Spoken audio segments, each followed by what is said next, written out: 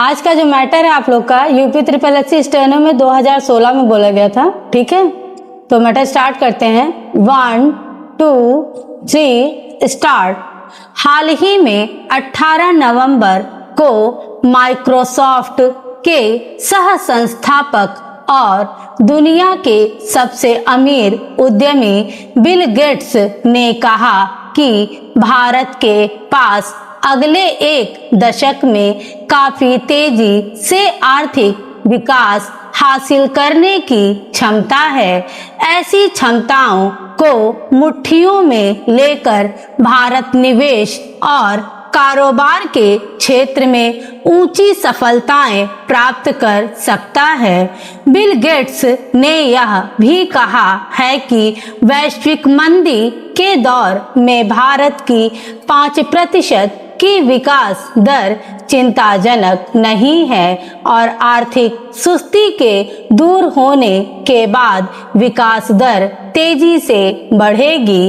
इसी तरह हाल ही में अंतर्राष्ट्रीय मुद्रा कोष ने अपनी नई रिपोर्ट में कहा है कि भारत में विगत सितंबर माह में जिस तरह से कारपोरेट में कमी की है, उससे भारत में विदेशी निवेश की नई संभावनाएं बढ़ गई हैं। विश्व बैंक और ही में अंतर्राष्ट्रीय मुद्रा कोष ने अपनी नई रिपोर्ट में कहा है कि भारत में विगत सितंबर माह में जिस तरह से कारपोरेट में कमी की गई है, उससे भारत में विदेशी निवेश की नई संभावनाएं बढ़ गई हैं।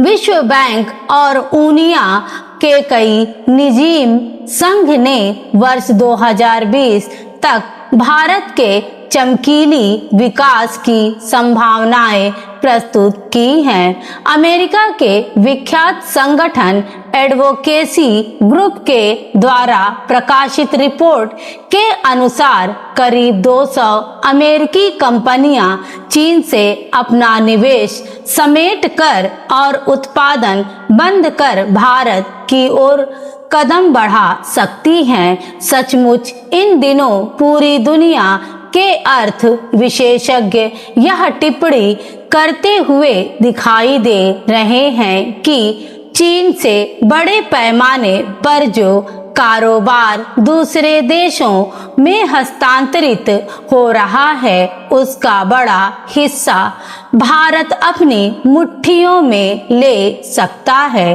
पिछले दिनों केंद्रीय वित्त मंत्री निर्मला सीतारमण ने IMF और विश्व बैंक की वार्षिक बैठक में अपनी परिचर्चा के समापन के बाद कहा कि इस समय पूरी दुनिया चीन से आगे भारत को निवेश गंतव्य के रूप में टेस्ट रही है।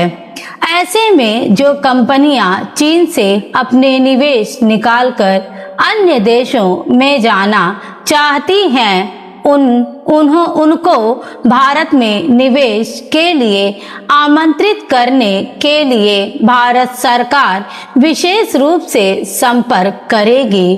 देश में कारोबारी सुगमता भी बढ़ रही है। हाल ही में 24 अक्टूबर को विश्व बैंक द्वारा प्रकाशित ईज ऑफ डूइंग बिजनेस 2020 में भारत 190 देशों की सूची में 63वें स्थान पर पहुंच गया है।